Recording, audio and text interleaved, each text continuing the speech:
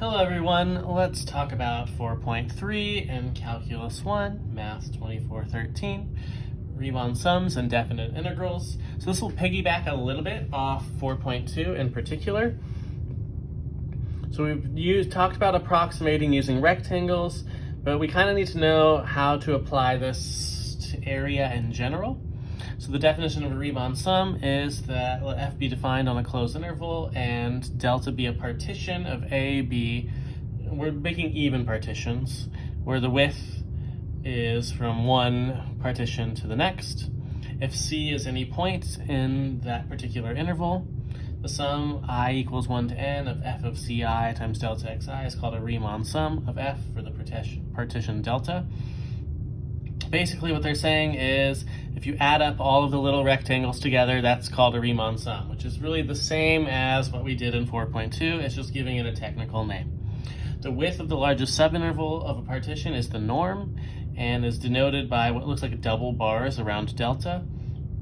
Now, since we're likely going to be partitioning this into even partitions, every single one of these widths should be the same size, and it should be b minus a over n, where n is the number of partitions. You can have general partitions, but most of the time that's not particularly helpful. Now, the number of subintervals in a partition approaches infinity as the norm approaches 0. Basically said if your rectangles get smaller and smaller and smaller and your largest rectangle gets close to 0 in terms of width, that means you're going to have infinitely many rectangles taking up the area. Now there are weird partitions you can do where that's not the case, but for your regular partitions that we're going to deal with, that should be the case. And this is going to lead us to what we call definite integrals.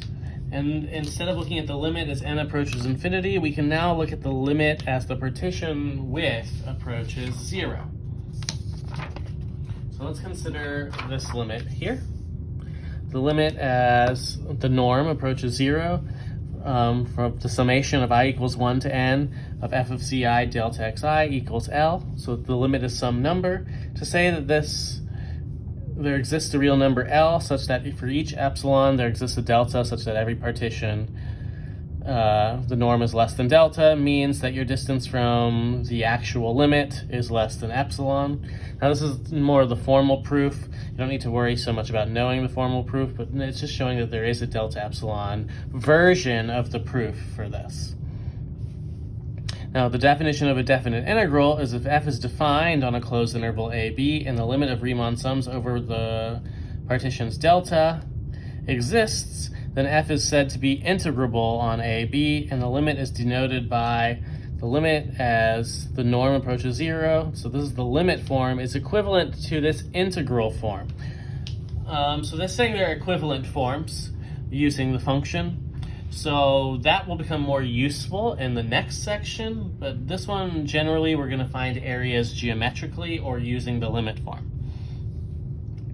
Now the limit is called the definite integral of f from a to b. The number a is the lower limit of integration and the number b is the upper limit of integration. So the Riemann sum definition had little restrictions. All we really need for integrable is continuity. So continuity implies integrability. If a function is continuous on the interval AB, then it's integrable. That is that the integral exists, which means that limit should exist, produce a number.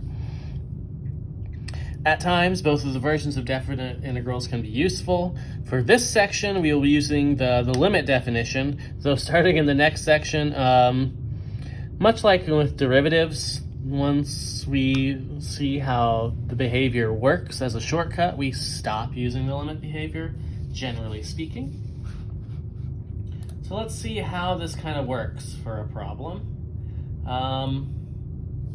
Let's try evaluating the definite integral using the limit definition.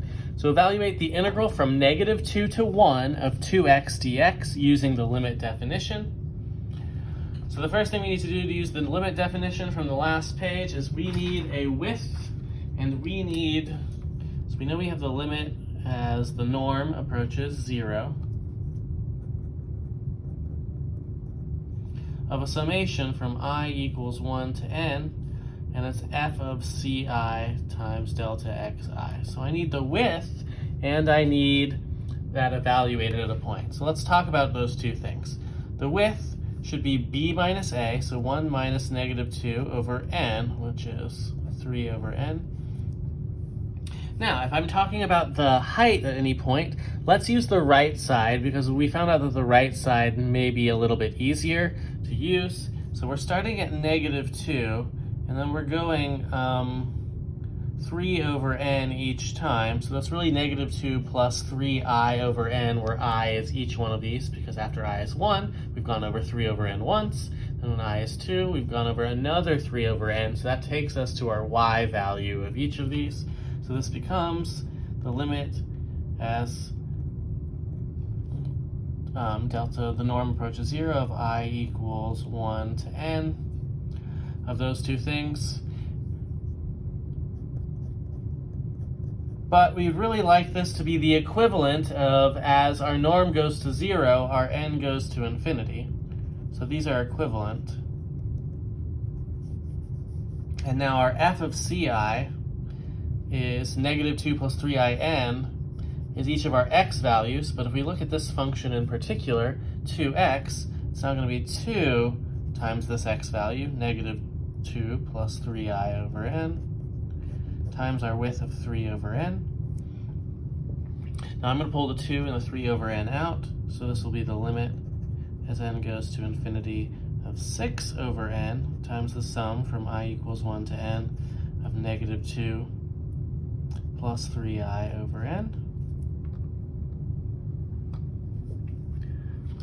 To simplify this a little bit, we know that the summation for -2 is just -2 times n. So we'll have a 6 over n times -2n. If you remember back from the last section, the summation for I itself is n times n plus 1 over 2.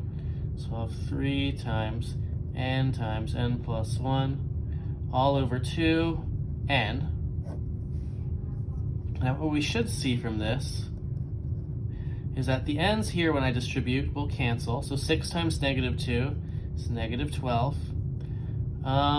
Looking at this one, this is really 3n squared, if I multiply out the numerator, plus 3n over 2n. Now, 6 times 3 is 18, so we have 18n squared over 2n squared, which is plus 9. However, this is 18 over 2n, which is 9 over n. And the limit as n goes to infinity of that is this thing becomes 0, so it's -12 plus 9, which is -3. So that says that the value of that integral is -3. Now, if you look at the picture of what we just found the area of, you'll notice that it doesn't actually represent the area under the curve, because some of the values are negative. And so there's kind of this offsetting value. These rectangles, areas, were offsetting some of the positive areas. So that -3 doesn't really represent the area. Obviously, area can't be negative. So there's some issue here, particularly with negative values. So if we actually want to find the area, it brings us to this theorem down here, saying if f is continuous and non-negative on the closed interval, then the area is equal to this definite integral. Obviously, the area is not equal to the definite integral if you have some negative values, but if they were all positive, it would be correct. To illustrate how this works, for example, 4x minus x squared from 0 to 4 is this picture over here to the right. Because all of the values here are positive, then the value of the definite integral and the area under that curve will be the same. And we'll continue looking at this in the next video.